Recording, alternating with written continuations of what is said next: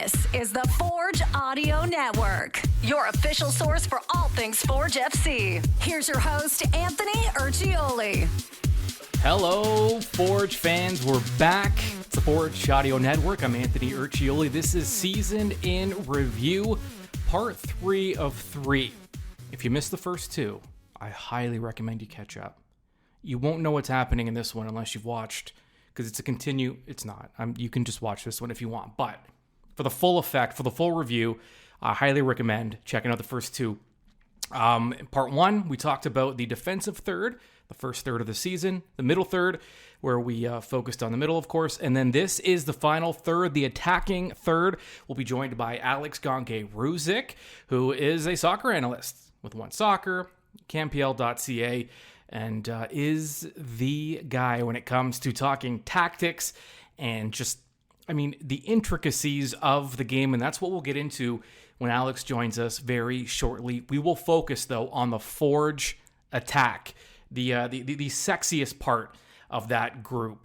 Not just because they're all very good-looking guys, but also because this is a club that likes to attack and play on the front foot. So this is kind of the fun part of the season in review, is focusing on that Forge attack and just a review of how they performed this year, get into the tactics of it a little bit, and maybe look ahead to see what Forge is working with going into next season. Before we do that, though, let's review the final third of the season.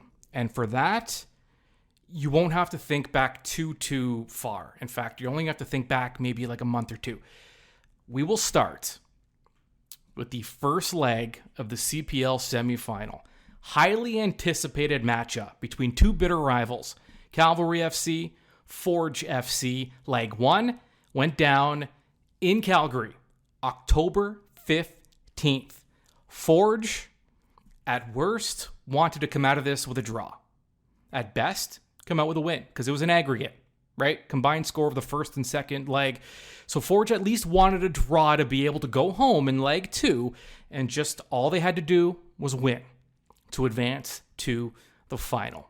Leg 1 didn't start the way Forge wanted. Cavalry opened the scoring. Clomp in the 42nd minute. Match went to halftime, and then Forge came out, and who else? Kyle Becker with an unbelievable delivery to Woobens Pacius to draw, or to at least tie the game at 1, and eventually the match would end up in a draw. Here's the call, though, on One Soccer. Becker's beautiful delivery and the finish from Pacius. Clever little play as well, just plays it up to his hand, gets a free kick. So Kyle Becker to deliver. Plenty of willing recipients if he can get the delivery right. Plenty of pace on it, and there's the response, an immediate response. And Woobens Pacius, inside the first minute of the second half, has done what they pay him to do. It's the Forge top scorer, and we are back where we started. And an immediate response at the start of the second half. Pacius with the header. Ends in a draw. Forge now exactly where they want to be, heading home to Tim Hortons Field. October 23rd was the date, and all Forge had to do was beat Cavalry to advance. And what a match this was. The first half was just insane. David Norman for Cavalry gets a yellow card in the 25th minute. Kyle Becker gets a straight red in the 43rd minute. Norman gets a second yellow in stoppage time in the first half. I think it was on the 48th minute. So all of a sudden now both clubs go into the second half. It's evened up. Not only is it 0-0 on the scoreboard, 1-1 in aggregate, they're both playing a man down, and that really worked into Forge's favor. A club that wants the space, they want the tempo. Cavalry in this matchup, in this semifinal against Forge, in both matches, surprising to some, came out, played a little more of a defensive style, relied more on the counter. They knew Forge wanted to be aggressive, and that their defenders and their midfielders were going to want to get upfield. Cavalry looked to catch them, and it worked, at least in that first match. That's what led to Cavalry's first goal. In this one, though, more space works into Forge's favor because they want to be able to control possession. and boy, did they ever. Forge broke through. Who else? Big game Dave. David Choinière, 69th minute, opens the scoring. Alessandro Hojab reported the assist. Now, those two names, you're going to want to remember those two. Choinière with the goal. Here's the call on One Soccer. You get a little bit more pace in behind as well. Lose a little bit of guile. The shot rapport. Choinière keeps himself onside. David Choinière!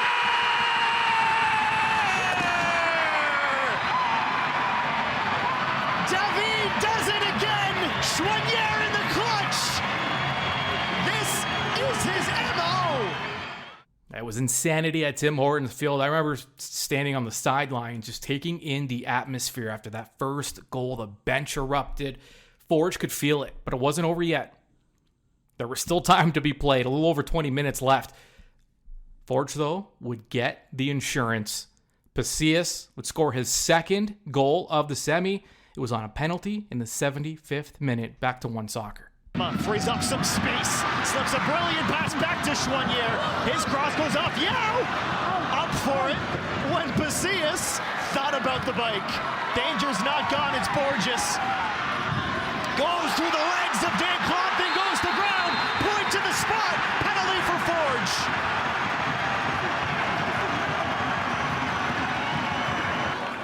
One of the biggest moments of his young career. One of the biggest of Carducci's. To double it. Pacius on his right. Gets it by.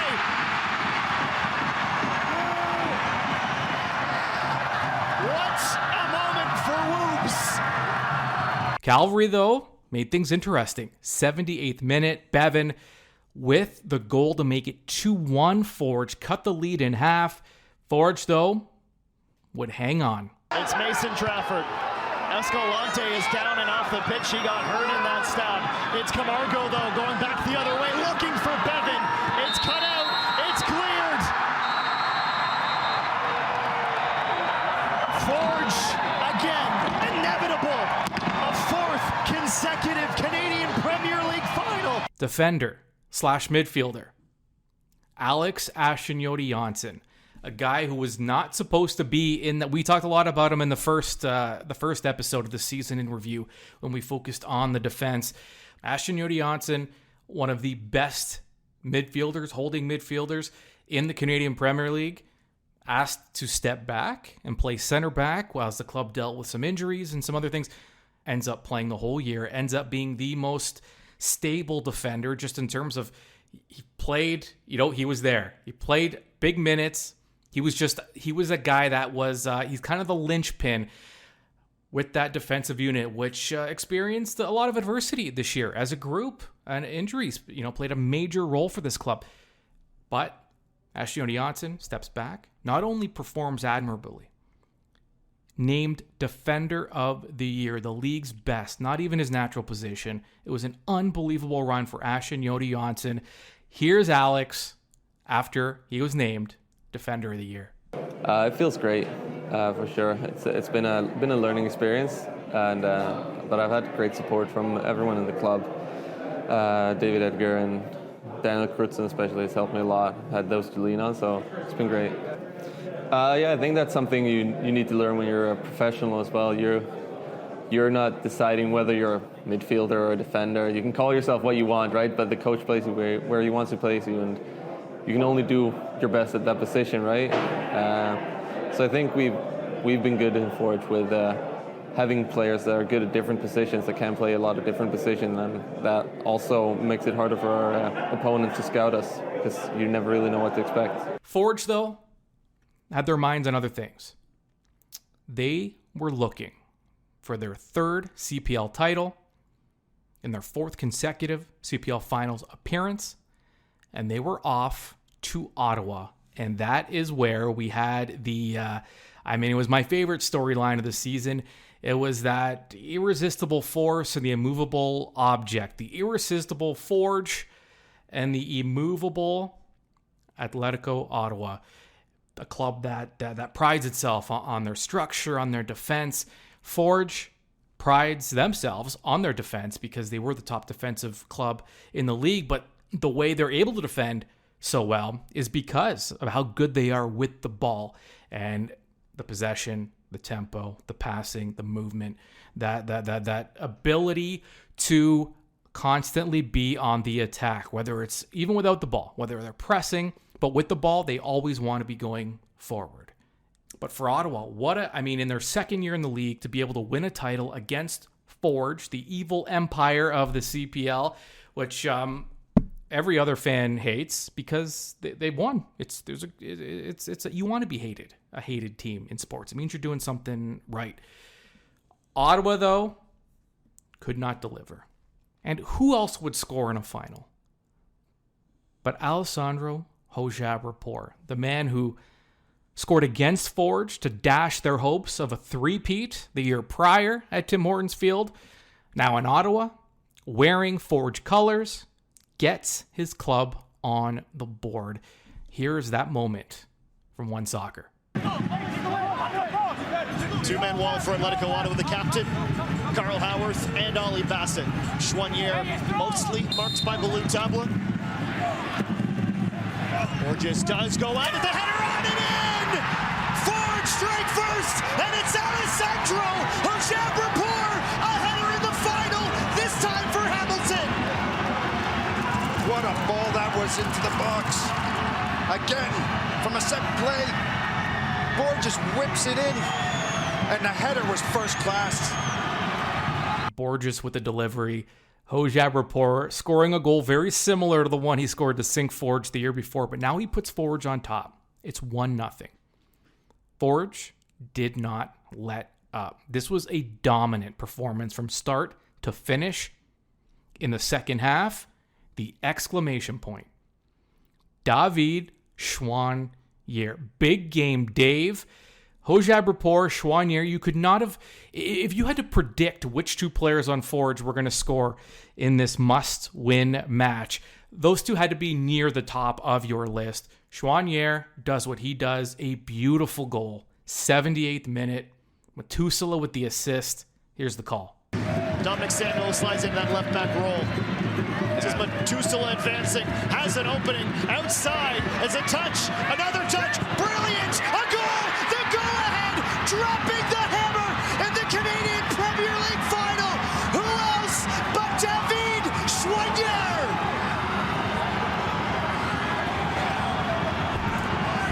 What a great goal that was. The confidence he has, controlling that ball, keeping it close to his feet. And that would be your final. 2-0, Forge FC, CPL champs once again. Now, if you were able to catch the match in review, I was there on the field with my partner, Jessica Lisi, and just a reminder of how chaotic the scene was. Let me take you back to Jess and I trying to put out a match analysis on the field while the players are celebrating, and a few of them joined in as part of the match in review. Let's take you back, footage from that match and the moments right after Forge's third CPL title. We sat near the supporters for most of the match. You thought it was a Hamilton home game, the way the crowd was. Absolutely. I mean, this was breathtaking. It was so fun to be a part of. It was great to see the fantastic performance that they put on. And again, to have those supporters come all this way, it was a great performance, great environment to be a part of. And we picked it up almost right away, right? Yeah, listen, we're taking in the moment right now. We said it almost early on. It's all part of it. We could tell almost in. Do we call you Big Game Dave now? Is that the new name? You call me whatever you want. I don't care. How about champion? How's it feel with the emotions right now? It's amazing. We work all year long for that. Now we got it. I mean, we can't ask for more. And you get to celebrate with your fans. What can you say about this crew that drove all the way from Hamilton? It's super amazing. Look at them. They've been brilliant all season long. We needed them, and they took the role for us. They're there to cheer for us, to celebrate with us. I mean, just thank you. A big thank you to them. Tristan, clean sheets and title. How's it feel? Feels good. It feels good. That's number 3. Nothing more needs to be said. Head coach, technical director, Bobby Smirniotis, title number 3. Maybe a silly question, but how's it feel? Fantastic. Each one is special for its own reason. This one is special with this group. Resilient group throughout the season. You know, a lot of these guys have been going non-stop for a long time now. We started way back in January. But an excellent season. I think it's what a great way to finish off. You know, what's done is done. You guys are champions. Not to get too deep into the game, but scoring first, we knew it would be a big deal, and clearly it kind of paved the way for you guys, I guess we could say. Yeah, it's an important thing. You know, Ottawa's a very good team, resilient defensive team. Scoring first on them really makes them come out of their shell a little bit. We've done an excellent job getting that goal, but I thought we were excellent throughout the whole game. You know, we controlled the game on both sides of the ball. 2 key goals, Ali at that front post. We've seen that about a year ago against us, but we're glad he's put one this year.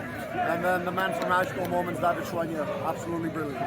And what do you say about the group of people behind me here chanting in Section K, all that made the trip from Hamilton? This is the growth of football culture in Canada. This is exactly what you want to see.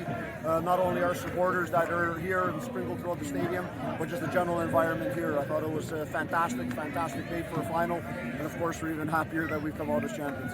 Are you finally going to take a day off now that you've won a championship? Jelani keeps on asking me for multiple days off. I told him tomorrow's off and we'll see from there. Co-founder Bob Young, you're running out of space on the soccer trophy case here. It's too exciting. These guys work so hard. Bobby and Costa put together such an excellent organization, and this is the result of the pursuit of excellence. It's just fun to be part of. And how about all of these Hamilton fans that made the trip to Ottawa? Astounding. Turns out half of Ottawa are Hamilton fans. plus we brought busloads of actual Hamilton fans. Yes. But yeah, no, it couldn't be more exciting for us with the support that we've had all season, particularly in the championship final. This has been fun. It wasn't long ago, this was just a vision, you know, a pro soccer league in Canada, and now look where it is. What can you say about the last 4 or 5 years? That's the thing that, as an early stage entrepreneur, I like starting little businesses and seeing what happens. And the trick isn't the 15,000 people who are here tonight and the whatever thousands who were watching on One Soccer. It was the fact that next year there'll be 30,000, and the year after that there'll be 45,000. It's Pacius, a championship. How does it feel? Incredible. Again, I don't have the words to explain, but it feels incredible. Well, all these guys, you can see it. It means a lot for all of us. You think about all the work that went in, all the ups and downs. This is it. This is the moment. Yeah, exactly. The day that we were fighting on the pitch with each other, today we forgot all of this and we celebrate with everyone. Okay, now we're all those Hamilton supporters. You saw all those fans in Section K that made the trip. What do you say to the fans that made the trip? Vamos! He said it, but thanks to all of them. We saw there were a big crowd of Hamilton Forge. It was incredible. So a great thanks for all of them, and we love you guys. Ali, Ojai Rapport, scoring winners in the finals. This time it's for Forge. How do you feel? I feel great. There's nothing like playing in the final and to score again. I think I owed Forge one. And all those fans that traveled from Hamilton, what can you say about the supporters that flooded Ottawa here? It was crazy. I didn't realize there were going to be that many people coming from Hamilton, and Forge supporters are incredible. We heard them the whole game. Yeah, I sounded a little different. A little more screaming, I would have said, but it was part of the moment. I mean, I made the decision to keep, the players jumping in and interrupting and all that, and even some of the post-game stuff with the players in the locker room. I kept it in there. It was raw. It was in the moment. I thought it captured it perfectly, but Forge FC, that wasn't the end though, because despite the fact that, Forge, they've won 3 titles in 4 seasons. Let me remind you, the CPL's only been around for 4 years, so it's an unbelievable feat. I mean, Dynasty, I don't even know if that does it justice, because it's just, you're in a league of your own at this point when you're Forge FC. Despite the fact they've won 3 titles, they still have not won one at Tim Hortons Field, which is kind of crazy. I mean, they won the first one in Calgary against Calgary. Second one against Halifax was in the bubble. And then the third one was in Ottawa. So we had our own celebration at Tim Hortons Field. Fans were invited. Players were there, of course, coaches. And it was just a party at Tim Hortons Field as the club showed off the hardware and addressed the fans. Let's take you back to that night at Tim Hortons Field post-championship, beginning with the MC of the event, Christian Jack, who then hands over the mic to head coach and technical director Bobby Smirniotis. Make some noise, prepare for the North Star Shield once again to be lifted by your 2022 Canadian Premier League champions, Forge FC. We feed off of the energy of the fan base, whether it's the fans that are here each and every week, the Barton Street Battalion behind us over there making their noise. We can hear the drum everywhere we go. To everyone who's showing up for game 1 or 1 game to 10 games, it's been absolutely electric. The guys love playing here. We love playing here. And in the end of the day, we do this because it's something we love, but we also do it for all of you, the fans, the supporters, and the city of Hamilton. Boy, I mean, you talk about a season to remember.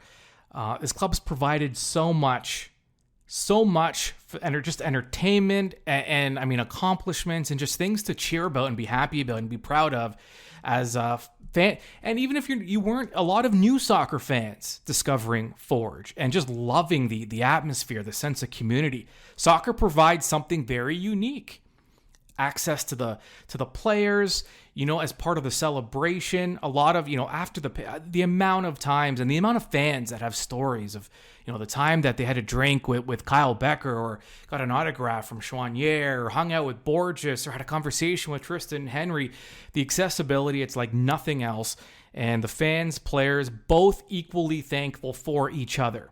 And it resulted in this third title for Forge FC. We look forward to the banner being added to Tim Hortons Field next season. All right, we're not done because we have to now get even more in depth and break down this club, specifically the attack.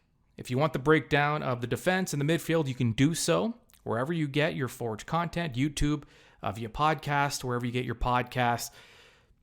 Forge social media channels have it as well. The official forgefc.ca website, wherever you want to get it, it is there. Now, though, we bring in Alex Gangué-Ruzic, and we talk Forge FC attack. Let's go. This was a year where a lot of players, at times it was the cost of playing on a team this deep and with such high aspirations is that your numbers might be down. You're not going to score as many goals as you would if you were playing for, not to pile on Edmonton, but in Edmonton or, a club where you're going to just get a bigger responsibilities and maybe play more minutes. So Tristan Borges is one of those examples of a guy, he's led the league in scoring before. He's able to score goals. We've seen it. He's a guy that enjoys scoring a lot of goals, of course. But he took a very selfless type role this year where he wasn't the guy necessarily. And he was part of a bigger attack. And he played in a lot of, he played a number 10 role at certain points. He played on the wing. There's some versatility in his game as well. What is it about Tristan Borges that can essentially, any kind of attacking role you give him, he's able to deliver? Yeah, and I think it's been fascinating to see Tristan Borges' growth because I still remember when he came on in that first year, he was the guy and he embraced it. Like you could tell, you'd talk to him and he just kind of, almost glow a little. He knows that he was the guy and he thrived in that responsibility. Like he was going out each game, teams were targeting him and he'd score and you just see this look in his eyes where he's just like, yeah, I'm the guy and I did that. And that, that was huge in the first year because, the first year of the league, having him and Kyle Becker, it helped Forge a lot. But then, he has his Belgium adventure. You go to a league where you go to, a team where, okay, maybe you're not that guy. You're a new guy in a team. And then he comes back to Forge and, last year the team's a lot deeper and maybe you realize, okay, I'm not that guy. You don't need to be that guy. There's other guys who have stepped up and maybe it was a bit of an adjustment in terms of, okay, if you're going to be that guy in terms of that personality, you're going to be a guy who's playing a lot of minutes. You're going to be getting a lot of the ball, as we saw with Forge, a deeper team, a lot of attacking threats.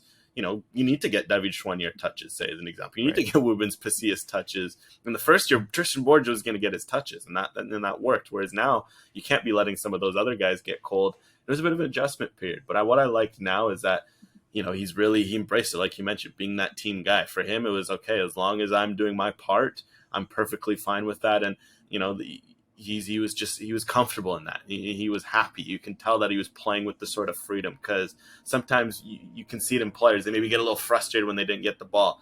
There wasn't that at all this year from him. And I think that's what's key, because he's a very talented player. There's no doubt about that. But the way he embraced the role, and you look in the final, say, where, again, he might have not gotten as many touches as he would have liked, but one of them's an assist. He knew when to step up in those moments and deliver that. And I think that's sort of maturity as an attacker, is knowing that in some teams you might get 10 touches a game at the top level. But if you can turn half of those touches into good chances, you're not wasteful with those touches, that can be just as important. I think he learned that and showed that in big moments this year. Yeah, I mean, I've had situations where, the team he was on during training got scored on, and he was a little grumpy after, and I was trying to talk to him. He wants to win at all times, and that showed, and that's where that kind of that selflessness comes out when, a guy just wants to get 3 points whenever it's available. Choinière, we've become used to it by now. He's going to score big goals. He's going to end up on a highlight reel every now and then as well. One of the guys that's not currently under contract with Forge for next season, we'll see where he goes. But whatever happens, the service, I guess, he put in for Forge FC over these 4 years, I mean, it's hard to say anything, but it was just spectacular. He loves the big moments, and you can't teach that. Ultimately, you can't teach that. And it was just remarkable to see how cool he gets. Like, he get the ball in the box, and it's a final. And some players, you can almost, they'll never say they're nervous, but you could see it. You could see almost them shaking or hesitating. With David Choinière, that's just never there. And I think that sort of, desire to play in the big game, that real want to win, it's huge, because that in the big moments, he gets his one chance, he's going to deliver. Because, big games are cagey. Finals are cagey. You might not get the touches you want. If you do, you're not getting it in your preferred areas. Maybe in game 5 of the season, you're getting the ball in the box, you're getting your chance. Game 35, you're playing a team that's well drilled. Say, like in the Ottawa game, you're playing one of the best defensive teams in the league. You're playing a team that won't give you any space. So it's going to be tough. And it was tough throughout the game, but he kept at it. And that's what I love about his goal. I think that goal really personifies David Choinière, is that he got the ball in a tough situation. He's like, okay, you know what? I'm going to make my chance. And when he got it to his area, his preferred spot, the one he said, Bobby Smirnoff said he never misses in training, he didn't miss. No. And that's the thing that differentiates. The best players, all these players at this level, they all have their skills. Like all the best strikers at this level, when you put it in their preferred spot, they're scoring. But the difference is in the big games, those guys go in the preferred spots, they still score. And David Choinière is that kind of guy where, you put him in his spot, he's going to deliver, and you can't teach that.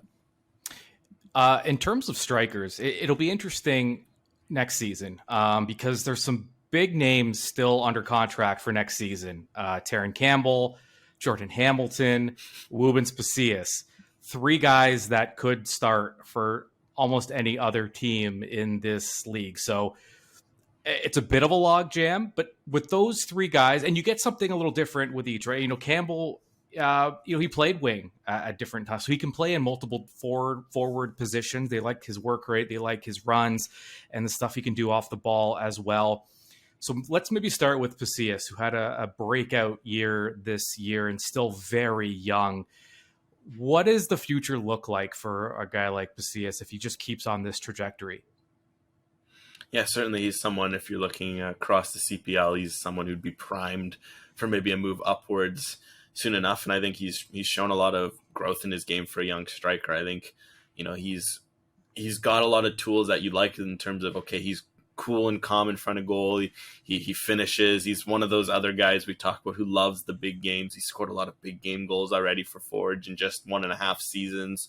But then he's matured a lot in his other areas of the game, which is huge, because striker is obviously a position judged on goals, but I think the difference between the good and the best strikers, it's also the little things you can do to affect play. Because the one thing about strikers that you learn, you're not going to get your perfect touches every game. You know, it's just a game where you're ultimately dependent on others for service. So those who really are the best are those who can stay involved, who can hold up the ball, who can create service from themselves, and maybe they're not just sitting there in the box dependent on like one game they'll get their chances and score, and the other game they're a non-factor. And I think he did a great job.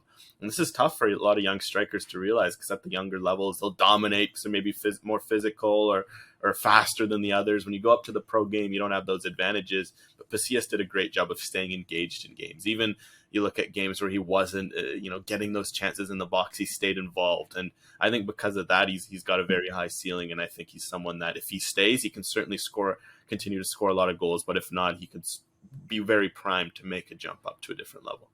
Yeah, and a guy that benefited from playing, on the same club with Emery Welshman and Hamilton and Campbell, who are a little older. I mean, Campbell's still pretty young. He's in his early 20s as well. I remember when I saw Campbell for the first time, I mean, he's a big guy. Like, he's thick, he's wide. He looks like a guy that would be a handful to try and defend.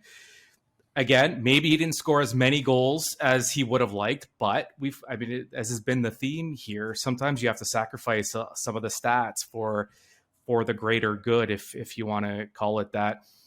So Campbell now, with his age, he's still under contract next year. Is this a guy that we could see eventually being, the leading scorer in this league? Which, again, by the way, he's been there before, but with Forge, under Bobby Smirniotis in that role. I mean, I think the potential's certainly there for that. We've seen it at Pacific, that when he gets in a groove and when he's feeling it himself and he's getting in those positions, he can be so dangerous. I think, again, what's so fascinating about his strong runs at Pacific, the first year was more as a number 9, but then in his third year was more on the wing, which is fascinating that he could find those pockets and create, because he has a lethal shot. He can read himself well into the box. So yeah, I think absolutely, if he can get a run at the number 9 and really figure out, okay, what he needs to do at the number 9. What I've found with Campbell is that he's very, he's adaptable. You just need maybe to give him a bit of a run and figure out, okay, if I'm playing number 9 and I'm playing with these guys, this is how I need to play. Okay, if I'm here, I just need to be a focal point, or I need to be making runs, or I need to be playing with the ball at his feet. He kind of likes to read those plays. So I think if with Forge, maybe it might take a few games to get used to. And I think that's one thing that maybe hurt him, in a sense that on a team like Forge, when you have so much depth, that, okay, you have an Emery Welshman, you have, Woobens Pasillas, you have Jordan Hamilton, you have these guys who are itching and fighting to get minutes. You might not get those few games to get that run you need to really get going. But I think he's one of those guys that he's always been, once he gets going, he can really get hot. Like, that's the scary thing about his goal scoring records, is they've come in very impressive bunches where he'll score like 5 to 10 goals and over a 2-3 month span. You're like, okay, he's hot. Like, he's going to go out in the field and score. And I think once he gets in that groove with the Forge, he could get hot, especially if some of those midfielders, some of those talented wingers give him the service he can thrive on. Yeah, and we've mentioned Jordan Hamilton, a guy that's been the guy on so many teams, and he scored so many big goals at high levels. And he comes to Forge, and he's playing more of a backup role for Forge FC, which it can't be easy, but he had the right attitude the whole time. I mean, he was a team guy, a guy always smiling, happy, getting, really, I mean, he knew a lot of these players before even coming to Hamilton. Anyways, he already had that relationship. He was already familiar with Bobby Smirniotis. And I mean, Hamilton did what he was asked to do. Is he a guy that we could see maybe benefiting from, a preseason training camp with a club and then getting into a season and kind of being a little more comfortable in that setting? 100%. I think he's someone that maybe you could earmark as someone to watch next year, especially because, if someone like Pasillas ends up getting a look elsewhere, I'm sure he'd move on. Maybe, maybe even Taron Campbell gets a look elsewhere. All of a sudden, Jordan Hamilton's your number 1 guy heading into next year. You're fine with that, because I think it's going to be good in terms of for him just to get a regular preseason. One thing that's been with Hamilton's career post TFC is that there's been a lot of bouncing around. Right. He headed to Columbus, where he won MLS Cup, but he wasn't playing much. Then he headed over to Europe for a bit, and then he comes back in the middle of a season, which is always tough, especially on a team like Forge, where you have Pasillas in good form, you have Campbell, Still had 5 or 6 goals at the time. You got Emery Welshman, who's always been a reliable, servant up front for Forge. It's going to be tough to break into that. So I think for him, absolutely, if he gets a chance to be, on that same fitness level as his teammates and get that fresh preseason and get a few goals in him, he could be someone that you look for next year, maybe especially with some outgoing names in the front line where he can step up and show that. With his signing, based on the forward depth, it was always felt like a signing like, okay, this is maybe an eye on 2023. Like if he goes out and scores any goals in 2022, great. But given the depth that Forge had up front, this was always with an eye on the future. And I think that's what's scary because he's a talented player. And I think if he can get his feet up and running and fit the system, even if a Pacius leaves, that's a very more than capable replacement and one that brings, a lot to be excited about. Alex Gangué-Ruzic. It's been a pleasure all year. It's been a pleasure now. I always enjoy talking to you. And I hope, my only hope is that in a few months, we are back in the same spots and we're chatting CPL some more. There you have it. The review is complete. It took 3 parts. It could have, there was so much. It could have been a 20-parter, but we stuck with 3. And we hope you enjoyed it. This isn't just because it's the end of the season. It doesn't mean we're done here because Forge content is dropping all the time. Now, in fact, we have a series. The Together We Forge series. James Hutton, our Forge fan in Qatar, taking in the World Cup, enjoying Canada and the national team.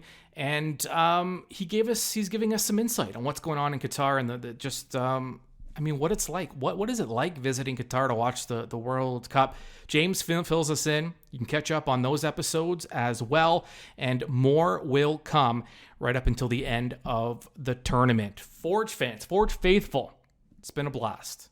We will absolutely talk to you again. I cannot wait. Stay tuned. We'll talk to you soon. The